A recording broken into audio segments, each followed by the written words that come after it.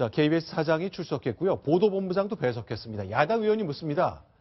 세월호 사건 보도와 관련돼서 KBS가 과연 공정했는지 그와 관련해서 질문했으나 사장은 답변하지 말라고 합니다. 이유가 있습니다. 그 장면, 그 영상을 통해 소개해드리겠습니다. 고대영 사장님, 이정현 청와대 홍보수석의 그 녹취록 관련해서 KBS에서 자체적으로 진상조사, 실태조사는 안 해보셨다고 그랬죠? 예. 계속 안 하실 건가요? 그게 뭐 조사할 내용도 아니고 큰 영향을 못 미친 거로 알고 있고 검찰 수사 중인 사안을 KBS가 조사한다는 것 자체가 그런데 이제 적절치 않다라고. 근데 보도본부장 계세요? 잠깐 일어나셔서 좀 답변해 주시면 좋겠는데 외압 의혹에 대해서 일선 취재 기자는 뉴스를 작성했는데 방송하지 못하도록 한 이유가 있습니까?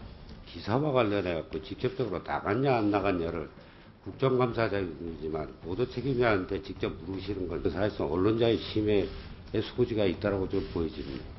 저한테 물으시면 제가 답변을 드리겠습니다만 보도를 책임지는 보도 책임자한테 그걸 보도 내용을 물어보시는 거예요. 사장님 지금 저한테 훈계하시는 거예요? 네? 훈시하시는 거예요? 저희 저야말로 입장을 표현의 얘기 자유가 드리는 있는데 어떻게 그런 식으로 저희 하십니까? 입장을 얘기 드리는 겁니다. 아니 그러니까 지금 보도본부장한테 물었어요. 보도본부장 대답하세요. 답변하지 마. 예? 답변하지 마. 잠깐만요. 잠깐 정해 요청해요. 발언 시간 중지하고 잠시 정회를 선포합니다.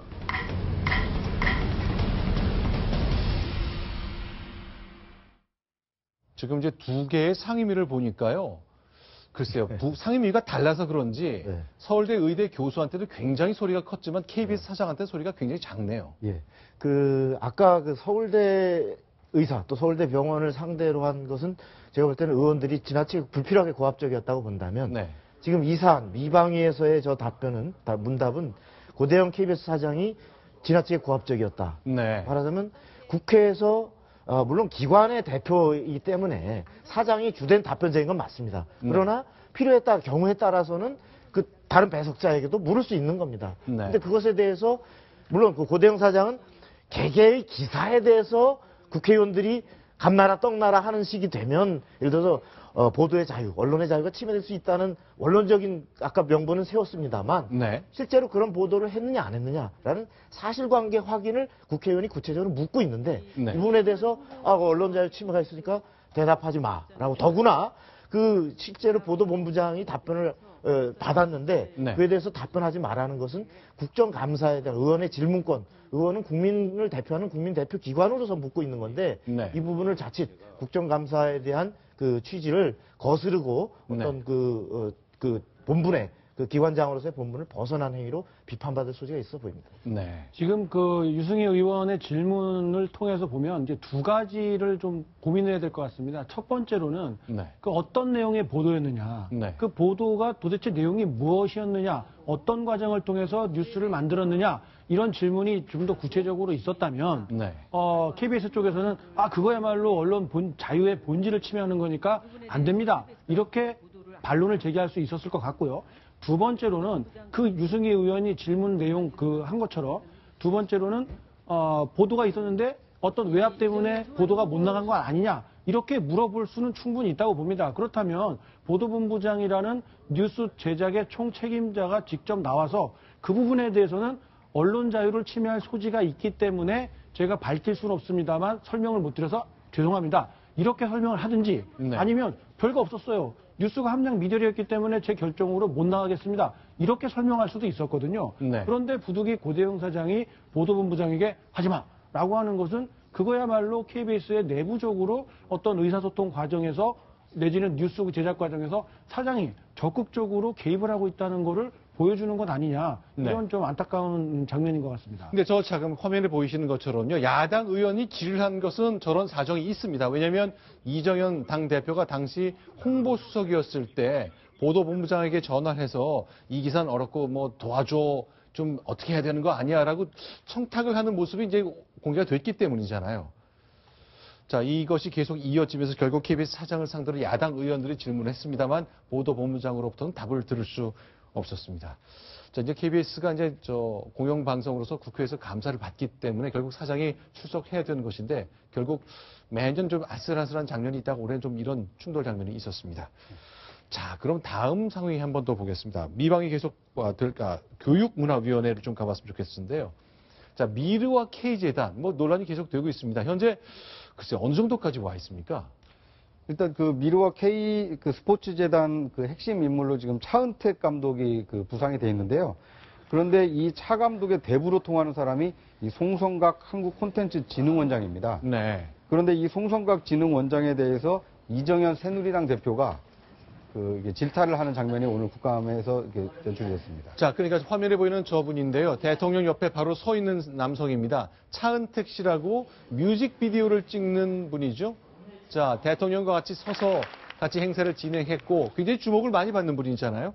그렇습니다. 이게 숨은 문학의 이제 황태자다 이렇게까지도 일컬어지고 있는데요. 네. 과연 이 미르재단과 스포츠 K재단이 만들어지는 과정에 네. 차 감독의 역할이 어떻게 됐느냐 이것이 지금 국감장에서 논란이 되고 있습니다. 자, 지금 화면에 보일 때는 오른쪽에 있고요. 김연아 씨와 함께 찍은 차은택 감독 얘기고, 자, 차은택 이분이 이른바 송성각 씨를 이제 대부로 모신다고 하는데 오늘 국회에서도 직접 관련된 어제 교육문화위원회에서죠. 계속 질의가 이어졌습니다. 이정현 당대표가 이제 단식 마치고 수해 지역 방문 후에 어제 국회에 와서 직접 질문했습니다. 그런데 당대표의 직접 질문이라 저희가 눈여겨봤는데요. 자, 송성각 컨텐츠진흥원장을 비판적으로 접근하다가도 메시지를 분명히 전하는 모습이 보입니다. 확인해 보겠습니다. 많은 지금 참여하고 있는 사람들은 이렇게 구설에 올라갔고 그분들의 사기가 떨어지고 그런 경쟁 영역이 뒤떨어지고 이거 굉장히 안타까운 일 아닙니까? 책임 있는 거 아니에요? 또 언론들이 지적을 하고 그러면은 종합적으로 한번 감사도 해보고 이렇게 해야 되는 거 아니에요? 예, 더 철저히 저희도 다시 재정비를 하겠습니다. 아니 하겠습니다가 아니라 이미 진행이 됐었어야죠. 국민들의 의혹을 풀어야지. 이게 뭡니까 도대체? 자, 얘기를 들어보면 진작에 해서 의혹을 없애야 되는데 왜 그걸 안 해놨느냐라는 취지의 얘기인 것 같습니다. 먼저 궁금한 게 당대표도 상임위에 와서 저렇게 개별적인 질의를 하고 그러나요? 자주는 안 하지만 당대표든 또는 심지어 대선 주자도 네. 경우에 따라서는 국감에서 의원으로서 어떤 정부를 상대로 질문하는 경우가 있죠. 예. 네. 그러니까 이정현 대표의 경우에는 국감이 시작되자마자 이렇게 단식에 들어가면서 국감을 파행으로 이끈 좀 주역처럼 비치지 않았습니까? 네. 도대체 국감에서 어떤 내용을 감추려고 단식하는 것이냐, 야당에서 이제 그렇게 공격하기도 했었는데요. 그런 인식을 좀 불식시키기 위해서 일부러라도 이 미르재단과 관련이 있는 차은택 씨와 관련이 있는 이 송성각 이 콘텐츠진흥원장에게 이 책임을 좀 강하게 추궁한 게 아닌가 싶습니다. 자, 그러면요. 기획재정위원회도 여러분께 한 장면 소개해드리겠습니다. 자, 그러니까 수출입은행이 그 행장을 서강대학교 출신이 맡고 있거든요. 아마 대통령 후배라는 지적이 계속 나왔었는데요. 전경련에 왜 국책은행이 들어가냐 이런 지적이 계속 이어졌습니다. 그 장면 소개하겠습니다. 수출입은행이 지금 전경련의 회원으로 매년 회비 어느 정도 냅니까? 2천만 원 정도 내고. 네. 앞으로도 계속 전경련의 회원을 하실 작정이십니까?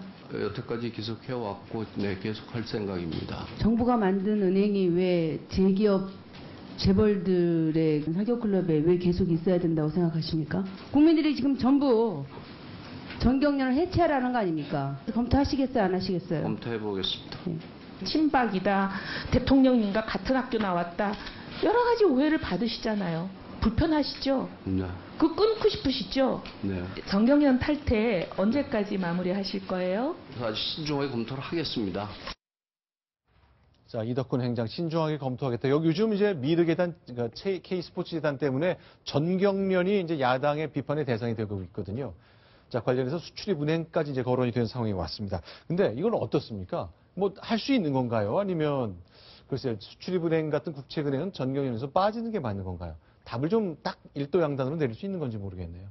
근데 지금 아마 이제 그 의원들이 특히 야당 의원들 또 여당에서도 지금 현재는 비박이 돼 있는 우리 이혜원 의원 포함해서 어떤 전경련의 문제점을 최근에 미르재단과 관련해서 이제 지적을 하는 하나의 일환으로 정부 출자기관인 수출입은행이 왜 거기 들어가 있냐, 어떤 재계가 기업들의 공통의 이해관계를 어떤 반영하는 하나의 그 기구로서 구성한데 이런 하나의 문제를 지적하고 있는데 사실 저것은 의원들의 지적대로 정부에서 어떤 필요에 의해서 공적인 업무를 수행하는 이 기관이 저러한 다른 일반적인 대기업들과 같이 어떤 말하자면 소칼에 들어가서 어떤 목소리를 낸다는 것이 자연스럽지 않아 보입니다. 사실은 차제에 저런 문제는 정리되는 것이 좋다는 생각이 듭니다. 예. 알겠습니다. 자, 이제 국회 상황 좀 정리했고 이번에는 서울시와 관련된 얘기 나눠보겠습니다. 봉은사와 관련된 소식 저희가 준비했는데요.